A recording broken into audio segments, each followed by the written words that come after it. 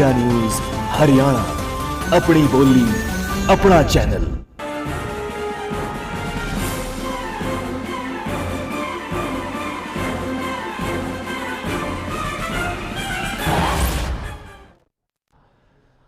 कौशिक को बीजेपी हजका गठबंधन ने मैदान में उतारा है और जगबीर मलिक इस बार कांग्रेस पार्टी के प्रत्याशी हैं। जितेंद्र मलिक पिछली बार उन्होंने जीत हासिल करती थी, लेकिन ऐलान किया था कि इस बार विधानसभा चुनाव लड़ेंगे, विधानसभा चुनाव पर ज्यादा ध्यान देंगे, इसलिए उनके छोटे भाई जगबीर मलिक इस बार कांग्रेस पार्टी के टिकट पर यहां से चुनाव लड़ रहे हैं। इसके अलावा इनेलो की बात करें तो पदम दहिया यहां से पार्टी के प्रत्याशी हैं। पदम दहिया मैदान में है और आम आदमी पार्टी ने यहां से जय सिंह ठेकेदार को मैदान में उतारा है। और बसपा की बात करें तो बसपा ने सुमन शर्मा को इस बार यहां से अपना प्रत्याशी घोषित किया था। धड़कनें तेज हैं, यहां पर मुकाबला दिलचस्प है क्योंकि कांग्रेस प्रदेश अध्यक्ष अशोक तंवर यहां से मैदान में है, सिटिंग एमपी है, सिटिंग एमपी को मैदान में उतारा। मुकाबला कुल मिलाकर काफी दिलचस्प है। सोनीपत की बात कर ले और इसके बाद करनाल की बात कर लेते हैं हम। करनाल में इस बार अरविंद शर्मा को एक बार फिर कांग्रेस पार्टी ने मैदान में उतारा है। करनाल में अरविंद शर्मा मैदान में है। अश्विनी चोपड़ा को बीजेपी ने इस बार टिकट दिया है, बीजेपी हजका गठबंधन की तरफ से अश्विनी चोपड़ा मैदान में है। अरविंद शर्मा जो कि इससे पहले 2009 में जीत हासिल की थी, एक बार फिर सिटिंग एमपी को यहां से कांग्रेस पार्टी ने मौका दिया है। और जसविंदर संधू इनेलो पार्टी के प्रत्याशी हैं, यहां से आम आदमी पार्टी ने परमजीत सिंह को मौका दिया है और बसपा ने मराठा वीरेंद्र वर्मा को मैदान में उतारा है। चलिए, करनाल सीट की ये तो बात हुई, इसके बाद बात कर लेते हैं कुरुक्षेत्र सीट की। कुरुक्षेत्र सीट जो कि नवीन जिंदल के नाम के साथ जिसको जोड़कर देखा जाता है, 2004 में भी जीत हासिल की थी नवीन जिंदल ने, 2009 में भी इस सीट से जीत हासिल की थी और यहां से इस बार राजकुमार सैनी को बीजेपी हजका गठबंधन ने मैदान में उतारा है। नवीन जिंदल एक बार फिर सिटिंग एमपी मैदान में है। इसके अलावा बलबीर सैनी को इनेलो ने मैदान में उतारा है, यहां से बलविंदर कौर को आम आदमी पार्टी ने उतारा है। कोई खास राजनीतिक अनुभव उनके पास नहीं है, लेकिन आम आदमी पार्टी के ज्यादातर जो उम्मीदवार हैं उनके पास राजनीतिक अनुभव की कमी है। इसके अलावा बसपा की बात की जाए तो बसपा ने यहां से छतर सिंह कश्यप को अपना प्रत्याशी बनाया। मुकाबला दिलचस्प है और अब धड़कनें बढ़ी हुई हैं। क्या नवीन जिंदल अपनी सीट को एक बार फिर बचा पाएंगे? 2004 और 2009 की तरह क्या इस बार भी जीत हासिल कर पाएंगे? कुरुक्षेत्र के बाद अंबाला की बात कर लेते हैं। काफी दिलचस्प अंबाला का मुकाबला भी है और अनुसूचित जाति के लिए ये सीट आरक्षित रही है। कुमारी सैलजा 2 बार जीत हासिल की, 2004 और 2009 में अंबाला से जीत हासिल कर चुकी है, लेकिन अब क्योंकि राज्यसभा का रुख कर लिया है कुमारी सैलजा ने, इस बार यहां से राजकुमार वाल्मीकि को मैदान में उतारा गया है। कांग्रेस पार्टी की तरफ से रतनलाल कटारिया 1999 में जीत हासिल की थी। रतनलाल कटारिया ने बीजेपी के टिकट पर एक बार फिर रतनलाल कटारिया यहां से मैदान में है। और इनेलो की बात करें तो कुसुम शेरवाल यहां से इस बार इनेलो की प्रत्याशी हैं और कुसुम शेरवाल के अलावा आम आदमी पार्टी की तरफ से एसपी सिंह मैदान में है और बसपा की तरफ से डॉक्टर कपूर सिंह मैदान में है। मुकाबला यहां पर भी काफी दिलचस्प है। रतनलाल कटारिया है एक तरफ जो कि 1999 में जीत हासिल कर चुके हैं और एक तरफ है राजकुमार वाल्मीकि। कांग्रेस पार्टी के पास 2004 में भी ये सीट रही, 2009 में भी ये सीट रही। सैलजा राज्यसभा गई और उसके बाद अब यहां से राजकुमार वाल्मीकि को मैदान में उतारा गया। चलिए, ये तो था 9 सीटों का हाल और अब रुक कर लेते हैं राजीव का। राजीव, इस बार कुल मिलाकर इन सीटों को देखा जाए मुकाबला बेहद दिलचस्प है।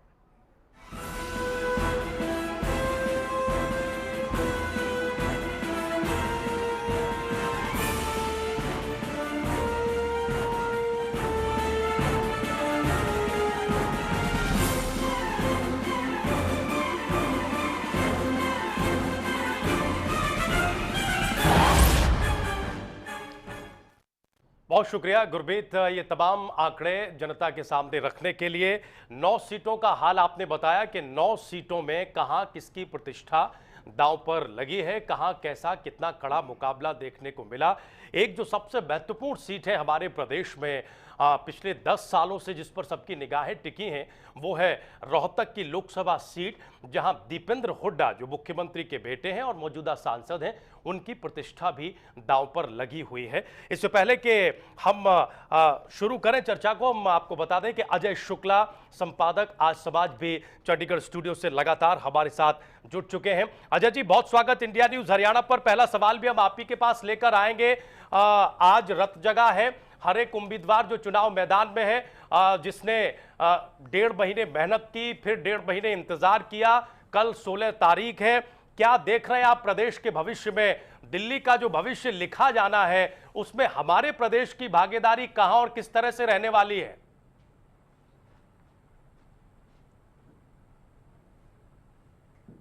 देखिए राजीव जी, हमारे प्रदेश की इसमें एक बहुत मतलब अहम होगी, रोल होगा, क्योंकि हमारे प्रदेश में जो स्थितियां रही हैं पिछले दौरान, ये भारतीय जनता पार्टी का बहुत बड़ा कोई स्थान नहीं रहा है यहाँ पर जी।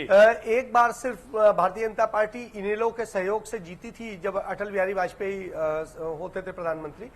उसके बाद में आज तक कभी भी भाजपा का अकेले बूते कोई वजूद नहीं रहा है, लेकिन इस बार जो हचका के साथ मिलकर के उन्होंने चुनाव लड़ा है और मोदी लहर के फायदे के कारण ये लगता है कि यदि केंद्र में जो सरकार बनेगी वहां पर जो हरियाणा से जीत करके एमपी जाएंगे उनका एक बड़ा अहम रोल होगा। और इसमें कहीं ना कहीं हरियाणा में भारतीय जनता पार्टी इसी कारण से एक बड़ी सशक्त स्थिति में उभरती हुई दिखाई दे रही है। और जैसा कि लग रहा है, जो आकलन किए गए हैं उससे यहाँ पर 6 से 7 सीटें तक मिलने की संभावनाएं जताई जा रही हैं जी। तो राजीव जी, कहीं ना कहीं यहाँ का रोल बहुत महत्वपूर्ण होगा जी। अजय जी, एक सवाल मैं पूछना चाहता हूँ। इसके अमित बाद आर्य बोल रहा हूँ। में इंडियन नेशनल लोकदल से भी यदि जो एमपी जीतता है कोई जी। तो उसका भी कहीं ना कहीं भारतीय जनता पार्टी को फायदा मिलेगा ही आखिर में, क्योंकि उनके पास में नॉन कांग्रेसी अलायंस के ही साथ जाने का ही एकमात्र चारा है और कोई, क्योंकि वो कांग्रेस के साथ जा नहीं सकते हैं। तो यानी ऐसी अजय जी, स्थिति कुल में मिलाकर आप तो ये भारतीय कह रहे हैं जनता कि पार्टी प्रदेश हर तरह से में फायदे में बीजेपी हजका गठबंधन के लिए ये नतीजे जितने महत्वपूर्ण होंगे, क्योंकि वहां फर्श से अर्श पर जाने की कहानी लिखी जानी है, इंडियन नेशनल लोकदल के लिए भी नतीजे कोई कम महत्वपूर्ण नहीं होंगे। जो लोकसभा का वनवास है वो खत्म होगा या उसकी हैट्रिक लगेगी, ये भी कल पूरा देश और प्रदेश देखेगा। अमित जी, एक सवाल आपसे करना चाह रहे हैं। अमित जी प्लीज सवाल करिए। अजय जी, आपको बहुत लंबा अनुभव है। मैं आपसे एक चीज़ जानना चाहता हूँ। इस सारे दौर में आपने इस सारे चुनाव को बहुत नज़दीक से देखा भी है। पूरे देश भर में जिस तरीके से ये चुनाव लड़ा गया या जिस तरीके के परिणाम आने की आशंका मीडिया से लेके पूरे देश भर में चर्चा का विषय है जी। मैं ये जानना चाहता हूँ कि जो स्थिति जैसा अनुमान लगाया जा रहा है कांग्रेस की पूरे देश भर में होने वाली है, हरियाणा में भी क्या वैसी स्थिति रहने वाली है या हरियाणा में थोड़ी बहुत इज्जत बचेगी?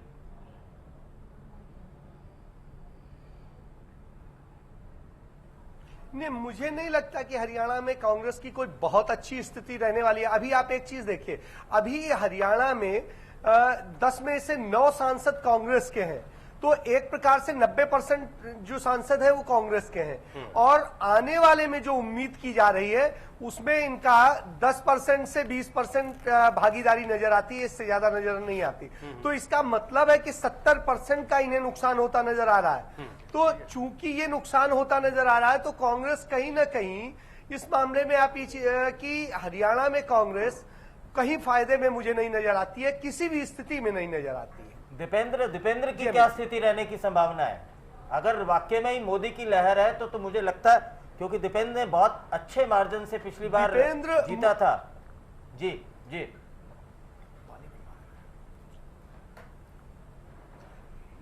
अमित जी, मुझे लगता है देखिए 4.5 लाख के करीब वोट से दीपेंद्र चुनाव जीते थे जी। और जब 4.5 लाख वोट से जीते थे जी। यदि इस बार वो 50,000 वोट से भी जीत भी जाते हैं तो ये उनकी 4 लाख वोट की हार है। भले ही उनको सीट मिल जाएगी, लेकिन ये कांग्रेस के लिए एक बड़ा धक्का है, क्योंकि कांग्रेस ये मान के चलती है कि हरियाणा में यदि कोई एक सीट सुरक्षित है उसके लिए तो वो दीपेंद्र वाली सीट है, क्योंकि मुख्यमंत्री का अपना निर्वाचन क्षेत्र है और चीजें हैं, वहां पर इतना ज्यादा काम हुआ है। तमाम ये आरोप लगते रहे कि सारा विकास, सारी चीजें, सारी नौकरियां सब रोहतक और इर्द गिर्द के ही जिलों में सिमट गई। जब ये सारी चीजें आरोप लगते रहे हो, यदि ऐसी स्थिति में भी दीपेंद्र के वोट घटते हैं तो वो कांग्रेस के लिए निश्चित रूप से एक बड़ा धक्का है। खुद मुख्यमंत्री और के सहित दीपेंद्र दोनों के लिए एक बड़ा धक्का होगा। जी अजय जी, आपकी चिंता बिल्कुल सही हो सकती है, लेकिन इस बार कांग्रेस पार्टी के भीतर जो चिंता, जो मंथन दिखाई दे रहा है, वो कुछ ये इशारा कर रहा है कि जीत का अंतर कम ज्यादा तो बाद में देख लेंगे, पहले सीटें तो कम से कम निकलें, आंकड़ा तो 2 से 3 से 4 से 5 का पहुंचे। अजय जी, हम इससे पहले कि दूसरे पैनल पर जाएं, एक सवाल आपसे और करना चाहते हैं। एग्जिट पोल में जो बहुतायत है वो ऐसे सर्वे की है जो हरियाणा में कांग्रेस पार्टी के लिए करारी हार का इशारा कर रहे हैं, लेकिन 2 एजेंसियां ऐसी हैं जिन्होंने थोड़ा सा विरोधाभास क्रिएट कर दिया है। वो कांग्रेस पार्टी को 5 से 6 सीटें दे रही हैं। आप किस